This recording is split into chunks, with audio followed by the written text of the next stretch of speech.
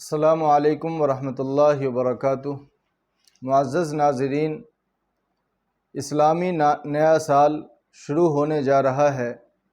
اس مناسبت سے چند باتوں کا جاننا ہر مسلمان کے لیے ضروری اور لازم ہے۔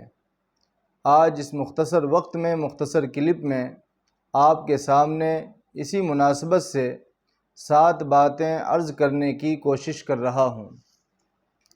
پہلی بات کہ ہجری تاریخ کی تدوین کب ہوئی، اس کا وجود کب سے ہوا؟ اس سوال کا جواب یہ ہے کہ حضرت عمر رضی اللہ تعالی عنہ کی خلافت کے زمانے میں ہجری تاریخ کی تدوین ہوئی، اس کا وجود عمل میں آیا۔ لیکن یہ کون سی سن ہجری کی بات ہے، کس سن ہجری میں ہوئی؟ اس سلسلے میں ہمیں کتابوں میں 3 طرح کی روایات ملی ہیں: 16 ہجری، 17 ہجری اور بعض روایت میں 18 ہجری کا ذکر ہے۔ دوسری بات کہ ہجری تاریخ کے آغاز کا سبب کیا ہوا؟ اس سلسلے میں کتابوں میں مختلف باتیں آئی ہیں۔ ایک روایت سے معلوم ہوتا ہے کہ خود حضرت عمر فاروق رضی اللہ تعالی عنہ نے ہی ہجری تاریخ کی ضرورت محسوس کی تھی۔ چنانچہ علامہ ابن حجر، علامہ عینی اور ابن کثیر نے میمون بن مہران سے نقل کیا ہے کہ حضرت عمر رضی اللہ تعالی عنہ کی خدمت میں ایک فائل پیش کی گئی جس پر صرف شعبان لکھا ہوا تھا۔ آپ نے فرمایا، کون سا شعبان مراد ہے، جو گزر گیا یا جو آنے والا ہے؟ پھر آپ نے صحابہ کو جمع کیا اور اس سلسلے میں مشورہ کیا۔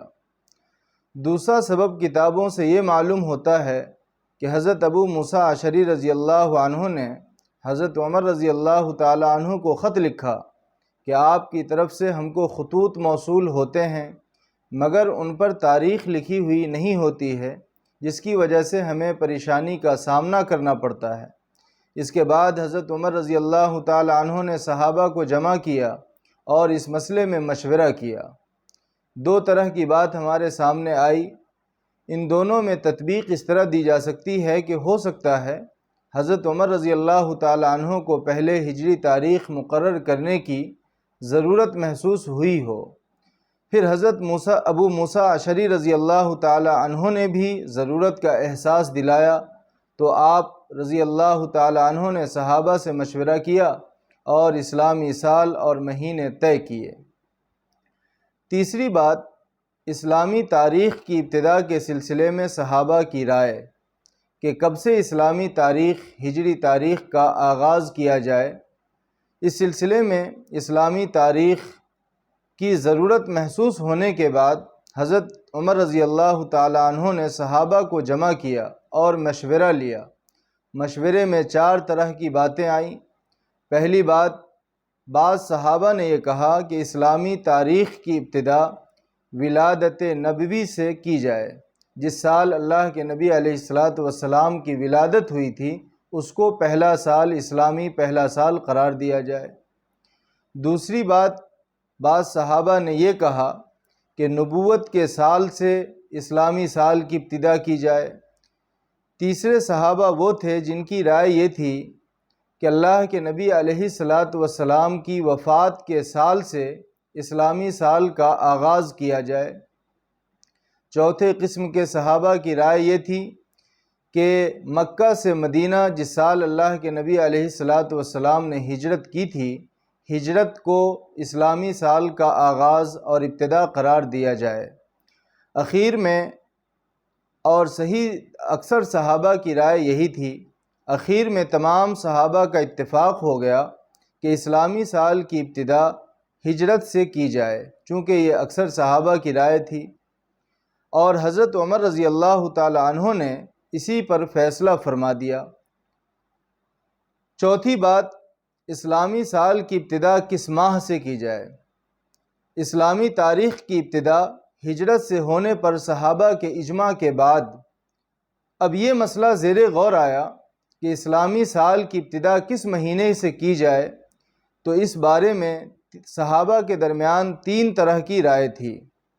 خود حضرت عمر، حضرت عثمان اور حضرت علی رضی اللہ عنہم اجمعین کی رائے یہ تھی کہ محرم کو اسلامی سال کا پہلا مہینہ قرار دیا جائے۔ حضرت عبد الرحمن بن عوف رضی اللہ تعالی عنہ کی رائے یہ تھی کہ رجب سے سال کا آغاز مانا جائے۔ حضرت طلحہ رضی اللہ تعالی عنہ کی رائے یہ تھی کہ رمضان المبارک کو اسلامی سال کا پہلا مہینہ شمار کیا جائے۔ یہ مختلف رائیں حضرت عمر رضی اللہ تعالی عنہ کے سامنے آئیں۔ اخیر میں تمام صحابہ کا اتفاق ہو گیا کہ محرم کے مہینے کو اسلامی سال کا پہلا مہینہ قرار دیا جائے۔ پانچویں بات یہ سمجھنی ہے کہ اسلامی مہینوں کے نام کب رکھے گئے۔ اسلامی مہینوں کے نام اس طرح ہیں: محرم الحرام، صفر المظفر، ربیع الاول، ربیع الثانی، جمادی الاولی، جمادی الثانی، رجب المرجب، شعبان المعظم، رمضان المبارک، شوال المکرم، ذو القعدہ، ذو الحجہ۔ یہ جو اسلامی مہینوں کے نام ہیں یہ کب رکھے گئے؟ اس سلسلے میں ہمیں یہ بات کتابوں میں مل سکی ہے کہ یہ نام کلاب بن مرہ جو اللہ کے نبی صلی اللہ علیہ وسلم کے سلسلہ نسب میں چھٹے نمبر پر آتے ہیں، ان کے زمانے میں اسلام سے تقریباً 200 سال پہلے یہ سب نام رکھے گئے تھے۔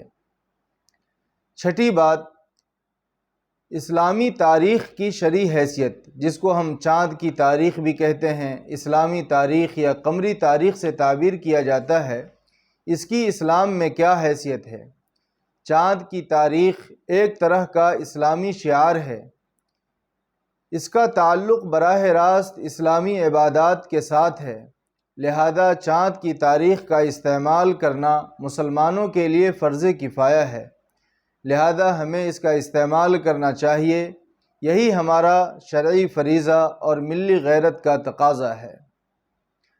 ساتویں بات، نئے سال کی آمد پر ہمیں کیا کام کرنا چاہیے، کرنے کا کیا کام ہے؟ پہلا کام یہ کرنا ہے کہ ہر آدمی اپنا محاسبہ کرے کہ ہماری زندگی کا جو ایک سال کم ہو گیا، ہم نے اس میں کیا پایا اور کیا کھویا۔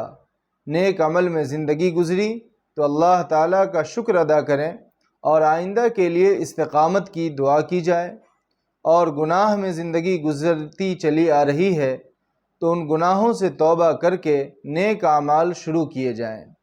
دوسرا کام، آئندہ زندگی کے لیے پلاننگ اور بہترین مستقبل کے لیے کوشش اور دعا کرنی ہے۔ اللہ تعالی ہم سب کو اپنی مرضیات کے مطابق زندگی گزارنے کی توفیق نصیب فرمائے۔